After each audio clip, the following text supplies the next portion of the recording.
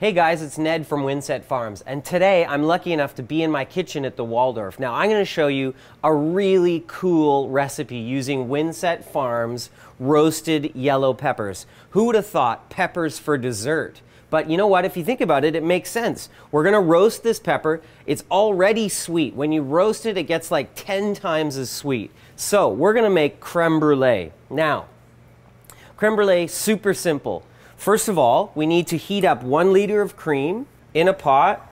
All we're trying to do is scald this cream. So we don't need to bring it to a complete boil.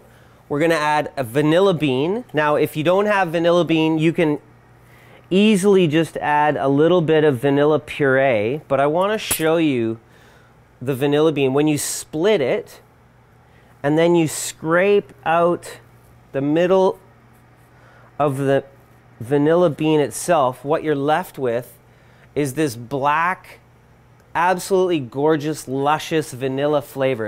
It's the seeds. So you'll actually see that vanilla bean in the crème brûlée.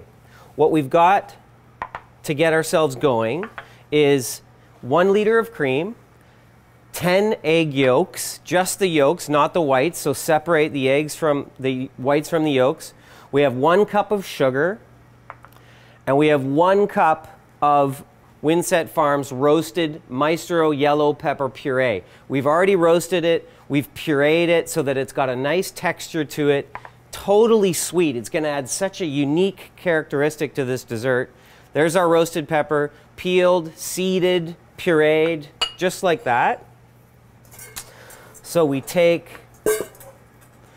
our egg yolks and our sugar, like so. We whisk it up.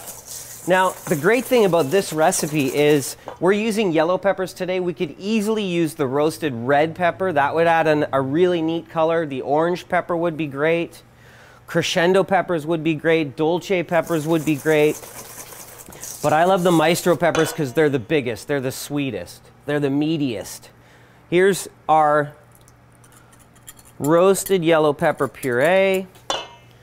You want to make sure that you roast it properly and you really puree it properly as well, because although you want a little bit of texture with the crème brûlée, the magic is how soft and creamy and luscious it is.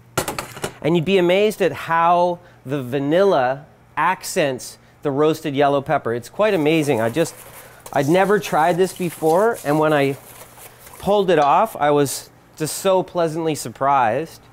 So cream is done. Whisk that right in, like so. The vanilla bean is still at the bottom of the pot, but all the flavor from the vanilla bean is in the brûlée. Next thing that we need to do is just pass it through a strainer, just in case there's any leftover little egg particles that might have cooked up when we heated the cream. Now all we need to do is ladle it into our ramekins. Now, these ramekins are a perfect size for a crème brûlée. So we have a preheated 300-degree oven. We're going to do, this is a fancy chef way of cooking a custard, but we're going to do it in a bain-marie, which just means we're cooking it in a water bath, and that is just going to protect this delicate custard from overcooking. Now, the great thing about this custard is if you wanted to make it savory, you could just reduce the sugar. I would still leave the vanilla bean in there because I think it's such a neat flavor, but you could reduce the sugar and it would be a much more savory baked custard.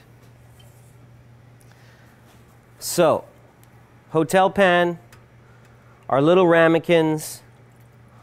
We're going to add water about halfway up the ramekins, just like that. And then right in a preheated 300-degree oven.